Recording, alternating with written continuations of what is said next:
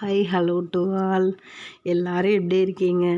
ரொம்ப நாள் கழித்து லாங் வீடியோ போஸ்ட் பண்ணுறதுக்கு ரொம்ப சந்தோஷமாக இருக்குது. நிறைய விஷயம் பேசணும் அப்படின்றனால தான் இந்த லாங் வீடியோ. நம்மளோட எல்லா சோம்பேறித்தனத்துக்கும் பக்கத்தில் துணையாக இருக்க ஒரே விஷயம் முடியாது. அந்த முடியாதுன்ற விஷயத்துக்கு துணை போகிறது இந்த சோம்பேறித்தனம் தான். அந்த சோம்பேறித்தனத்துக்கிட்ட இருந்தால் எல்லாமே கற்றுக்குறோம். ஏன் இந்த பாலை வச்சு சொல்கிறேன்னு பார்த்தீங்களா? இந்த ஸ்பூனை எடுத்து ஆடையை விளக்கி விட்டுட்டாவே மிதமான சூட்டில் பால் நல்லா காஞ்சிரும். ஆனால் அந்த ஸ்பூனை கழுவணுமே அப்படின்றதுனால யூஸ் பண்ண மாட்டோம். இதை செய்ய மாட்டாங்க பாருங்கள், அவங்களுக்காக தான் இதை நான் சொல்கிறேன். தாராளமாக எடுத்து செய்கிறவங்களுக்காக இந்த பதிவு இல்லை. ஸோ காலையிலே பணியாரம் சாப்பிட்ணுன்னு அவ்வளோ ஆசைப்பட்டேன். பாப்பா புட்டு கேட்டான்னு, இல்லைம்மா பணியாரம் செஞ்சால் நல்லா இருக்கணும்னு கொஞ்சம் மைண்ட் வாஷ் பண்ணி பார்த்தேன். எனக்கு அவளுக்கு பிடிச்ச விஷயத்த கேட்குறா. இதனால் அவளுக்கு பிடிக்காத விஷயத்த நான் ஏன் மைண்ட் வாஷ் பண்ணி செய்யணும் அப்படின்ட்டு டக்குன்னு யோசிச்சிட்டேன்.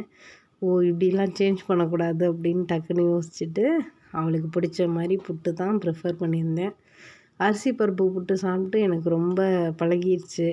ஸோ அதனால் இந்த நார்மல் புட்டு சாப்பிட்றதுக்கு கொஞ்சம் கூட பிடிக்க மாட்டுது.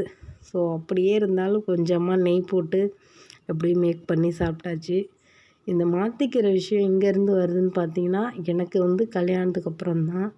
ஏன்னா கல்யாணத்துக்கு முன்னாடி இந்த விஷயங்கள் எல்லாம் யோசித்ததும் இல்லை. இது இல்லையா அப்படின்ட்டு போயிடுவோம்.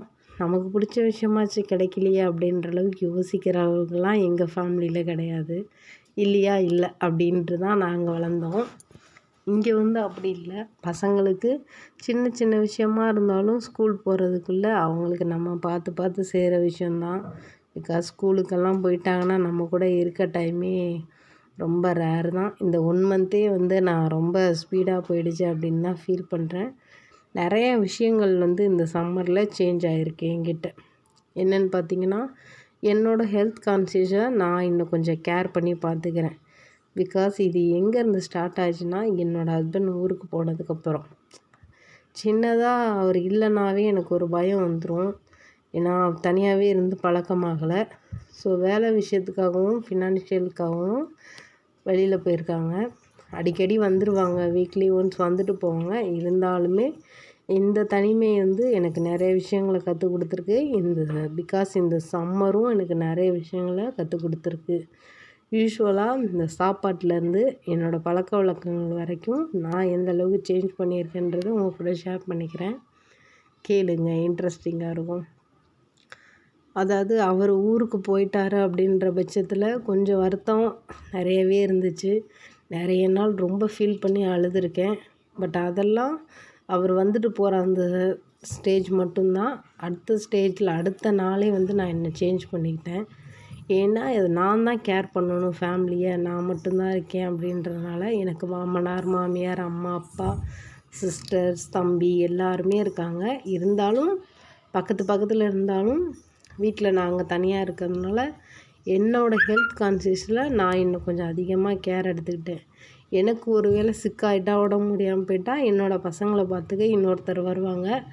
நான் கேர் பண்ணி பார்த்துக்கிற மாதிரி அவங்க பார்த்துப்பாங்கன்னா கண்டிப்பாக கிடையாதுங்க. 50% பார்த்துப்பாங்க, 50% அவங்களுக்கு ஏற்ற மாதிரி தான் நடந்துப்பாங்க.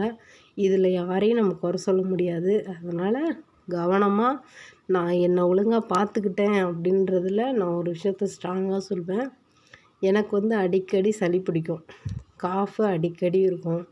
அதுக்காக ஹோம் ரெமடிலாம் யூஸ் பண்ணி இந்த சளியை கண்ட்ரோல் பண்ணுறதுக்காக மந்த்லி ஒன்ஸ் போய் நான் ஒரு 2-3 டைம் நெபுலைசர் வைக்கணும்.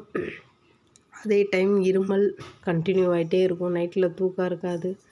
அவர் போனதுக்கப்புறம் நான் இன்னும் கொஞ்சம் கேர் பண்ணி ஏர்லியே நான் குயிக்காக எழுந்திரிச்சு குளிக்கிறதுலேருந்து ஈவினிங் இன்னொரு டைம் குளிக்கிறது, கொஞ்சம் ஹெல்த்தாக சாப்பிட்றது, இந்த விஷயங்களெல்லாம் சேஞ்ச் பண்ணிக்கிட்டேன். இப்போ நான் ட்ரூவாக ஹானஸ்ட்டாக சொல்கிறேன்.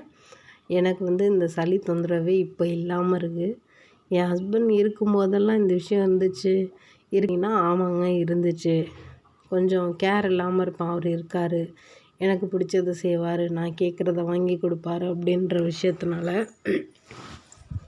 இப்போ அந்த மாதிரிலாம் எதுவுமே கிடையாது.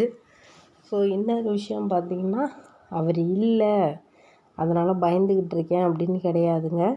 அவர் இல்லை, ஸோ என்ன நானே பார்த்துக்கிட்டு பசங்களையும் சூப்பராக பார்த்துக்கிட்டு நான் தைரியமான பொண்ணாக இப்போ நான் சேஞ்ச் பண்ணியிருக்கேன்.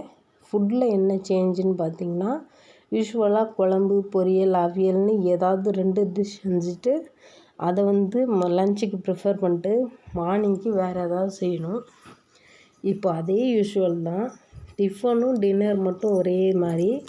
இந்த இடையில லன்ச் டைம் மட்டும் கொஞ்சம் காரசாரமாக நல்ல ஸ்மெல்லிங்கோடு இருந்தால் தான் தம்பிக்கு பிடிக்கும். அதாவது நான்வெஜ் தான் அவனுக்கு ரொம்ப பிடிக்கும். பட் டெய்லி நான்வெஜ் செய்ய முடியாது. ஸோ கொஞ்சம் ஏதாவது கொடுத்து மேக் பண்ணி அவனை ஏமாற்றிடுவேன். எனக்கு இந்த ரொம்ப பிடிச்ச டிஷ்ஷில் கொஞ்சம் நான் சேஞ்ச் பண்ணிக்கிட்ட விஷயம் பார்த்திங்கன்னா, இந்த துவையல் தான். நிறைய இந்த பீர்க்கங்காய் துவையல், கொத்தமல்லி, புதினா இதெல்லாம் வாங்கிட்டு வந்தால் கட் பண்ணி இந்த குழம்பு மற்ற இன்க்ரீடியன்ட்ஸ்க்கு போட்டு இதெல்லாம் காம் பண்ணிவிடுவேன். ஆனால் இப்போ அப்படி கிடையாது.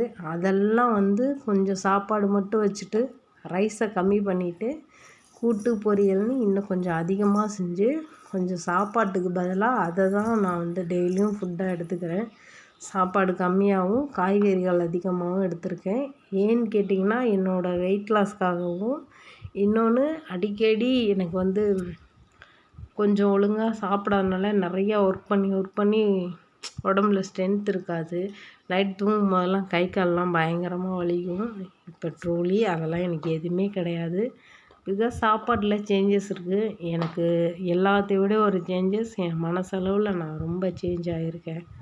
அதாவது ஒரு தைரியமாக ஸ்ட்ராங்கான பொண்ணாக, அதாவது யார் இல்லைனாலும் ஃபேஸ் பண்ணி என்னோடய ஃபேமிலி என்னால் கொண்டுட்டு வரணும்னு என்னோடய இந்த 30 ஏஜில் நான் உணர்ந்துட்டேன். இந்த ஏஜ்லேயே எனக்கு இந்த அளவுக்கு உணர வச்ச என்னோடய ஃபேமிலிக்கு தான் நான் ரொம்ப தேங்க் பண்ணணும். சமையலில் எனக்கு எந்த அளவுக்கு மேரேஜ்க்கு முன்னாடி இன்ட்ரெஸ்ட் இருந்துச்சோ, ஆஃப்டர் மேரேஜ்க்கு அப்புறம் சமையலில் எவ்வளோ நுணுக்கங்கள் இருக்குதுன்னு எனக்கு கற்றுக் கொடுத்தது என்னோடய மாமியார் தான். என்னோடய மாமியாரை எனக்கு ரொம்ப பிடிக்கும்.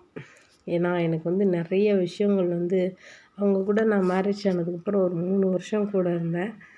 அதுக்கப்புறம் நாங்கள் தனியாக வந்துட்டோம். ஃபேமிலி இஷ்யூ, இன்னொன்று இந்த கொஞ்சம் சொல்கிறேன்னு தப்பாக நினச்சிக்காதீங்க. என்னோடய ஜாதகம் சரியில்லை அப்படின்றதுனால ஃபேமிலியோடு சேர்ந்துருக்க முடியாதுன்றதுனால நாங்கள் தனியாக இருக்கோம்.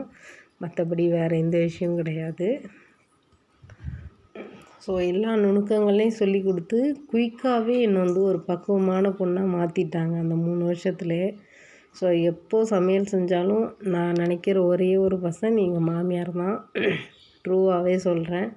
அவ்வளோ சின்ன சின்ன விஷயங்களை கற்றுக் கொடுத்து ரொம்ப சிக்கனமாக இருக்கணும் அப்படின்ட்டு கற்றுக் கொடுத்தது என் மாமியார்.